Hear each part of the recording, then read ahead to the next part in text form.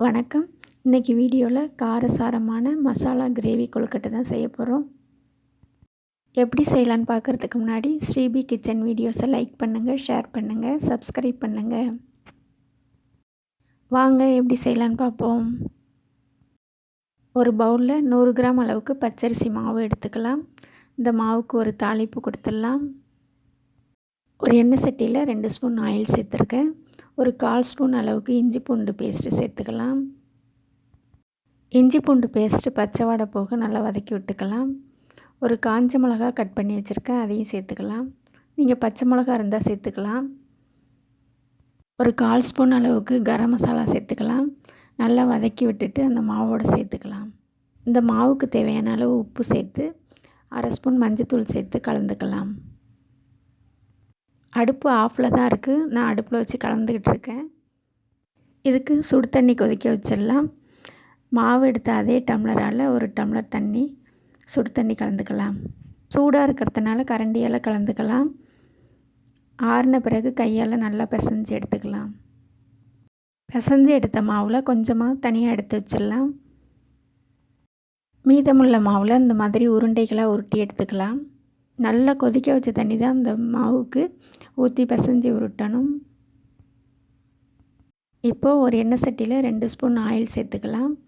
Oil காஞ்சதும் ஒரு பெரிய வெங்காயம் சின்ன சின்னதாக கட் பண்ணி வச்சுருக்கேன், அதையும் சேர்த்துக்கலாம். வெங்காயத்தை நல்லா வதக்கி விட்டுக்கலாம். நல்லா ஓரளவுக்கு நல்லா வதங்கணும்.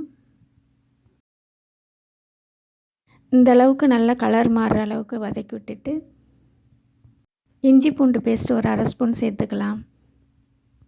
இஞ்சி பூண்டு பேஸ்ட்டு நல்லா பச்சை வாடை போக வதக்கி விட்டுக்கலாம். பச்சை வாடை போனதும் 2 தக்காளி சின்ன சின்னதாக கட் பண்ணி வச்சுருக்கேன், அதையும் சேர்த்துக்கலாம். இந்த தக்காளி வேகிறதுக்கு கொஞ்சமாக உப்பு சேர்த்து வதக்கி விட்டுக்கலாம். தக்காளியை நல்லா மசிச்சு விட்டுக்கலாம்.